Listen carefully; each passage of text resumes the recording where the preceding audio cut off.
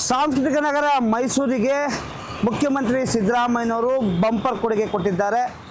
ಸಂಕ್ರಾಂತಿಯ ಹಬ್ಬದ ಹಿನ್ನೆಲೆಯಲ್ಲಿ ಒಂದು ದೊಡ್ಡ ಮಟ್ಟದ ಉಡುಗೊರೆಯನ್ನು ಅವರ ತವರು ಜಿಲ್ಲೆಗೆ ಕೊಟ್ಟಿರ್ತಕ್ಕಂಥದ್ದು. ಬಹಳ ಪ್ರಮುಖವಾಗಿ ಮೈಸೂರು ಮಹಾನಗರ ಪಾಲಿಕೆಯನ್ನು ಬೃಹತ್ ಮೈಸೂರು ಮಹಾನಗರ ಪಾಲಿಕೆ ಅಂತೇಳಿ ಉದ್ಘೋಷಿಸುವ ಮೂಲಕ ಅಥವಾ ಏನು ರಚನೆ ಮಾಡುವ ಮೂಲಕ ರಾಜ್ಯಪತ್ರವನ್ನು ರಾಜ್ಯ ಸರ್ಕಾರ ಹೊರಡಿಸಿರ್ತಕ್ಕಂಥದ್ದು.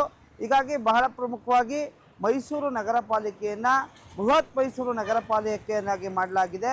ಹೀಗಾಗಿ ಮೈಸೂರು ಮಹಾನಗರ ಪಾಲಿಕೆಯ ವ್ಯಾಪ್ತಿಯಲ್ಲಿ ಇರುವಂತಹ ಈಗಾಗಲೇ ಮೈಸೂರು ಮಹಾನಗರ ವ್ಯಾಪ್ತಿಯಲ್ಲಿ 65 ವಾರ್ಡ್ಗಳಿದ್ವು. ಮೈಸೂರು ನಗರ ಏನು ರಿಂಗ್ ರಸ್ತೆಯ ಆಸುಪಾಸಿನಲ್ಲೂ ಕೂಡ ಸಾಕಷ್ಟು 3,000ಕ್ಕೂ ಹೆಚ್ಚು ಚದರಡಿಯ ಏನು ಪ್ರದೇಶಗಳಿದ್ವು ಅಥವಾ ಪಟ್ಟಣ ಪಂಚಾಯಿತಿಗಳಿದ್ವು, ಗ್ರಾಮ ಪಂಚಾಯಿತಿಗಳಿದ್ವು.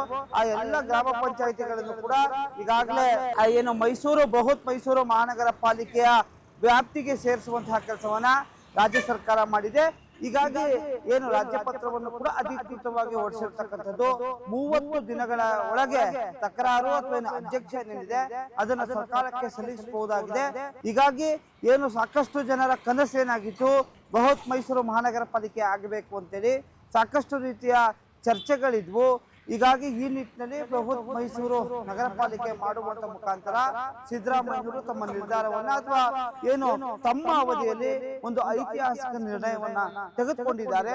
ಇದರ ಸಾಧಕ ಬಾಧಕಗಳ ಬಗ್ಗೆ ಕೂಡ ಸಾಕಷ್ಟು ರೀತಿಯಾದಂತಹ ಚರ್ಚೆ ಆಗ್ತಿದ್ವು.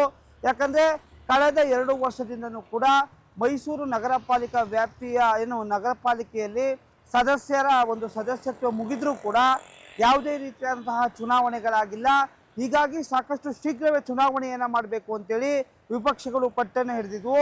ಆದ್ರೆ ಬೃಹತ್ ಮೈಸೂರು ಮಹಾನಗರ ಪಾಲಿಕೆ ಮಾಡುವ ಮುಖೇನ ಏನು ಈ ಒಂದು ಏನು ವಿಪಕ್ಷಗಳು ಮಾತನಾಡ್ತಿದ್ವು ಅದಕ್ಕೆ ಅಭಿವೃದ್ಧಿ ಮಾಡ್ತಾ ಇದೀವಿ ಎನ್ನುವಂತಹ ಮಾತನ್ನು ಕೂಡ ಅಥವಾ ಆ ನಿರ್ಧಾರವನ್ನು ಕೂಡ ಸೂಚಿಸ್ತಾ ಇದೆ.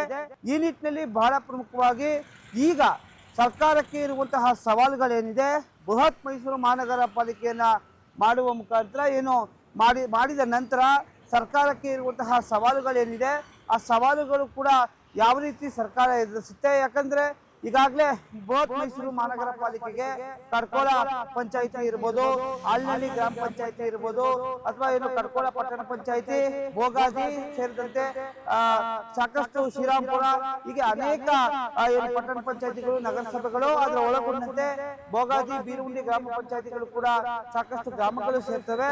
ಈ ನಿಟ್ಟಿನಲ್ಲಿ ಆ ಇನ್ಫ್ರಾಸ್ಟ್ರಕ್ಚರ್ ಡೆವಲಪ್ಮೆಂಟ್ ಅನ್ನ ಸರ್ಕಾರ ಹೇಗೆ ಮಾಡ್ತದೆ, ಈ ಒಂದು ಬೃಹತ್ ಮೈಸೂರು ನಗರ ಪಾಲಿಕೆಗೆ ಈಗಾಗಲೇ ಏನು ಸಾಕಷ್ಟು ರೀತಿಯಾದಂತಹ ಸವಾಲುಗಳೇನಿದೆ ಅದಕ್ಕೆ ಬೇಕಾಗಿರುವಂತಹ ಹಣಗಳನ್ನು ಹೇಗೆ ಒದಗಿಸುತ್ತೆ ಹಾಗೂ ಈಗಿರುವಂತಹ ನಗರ ಪಾಲಿಕೆಯಲ್ಲೂ ಕೂಡ ಸಾಕಷ್ಟು ಏನು ಕಾನೂನಾತ್ಮಕವಾಗಿ ಸಾಕಷ್ಟು ಹೋರಾಟಗಳಿದೆ. ಮತ್ತೆ ಇಲ್ಲೂ ಕೂಡ ಏನು ಪೌರ ಕಾರ್ಮಿಕರ ಕೊರತೆ ಇದೆ.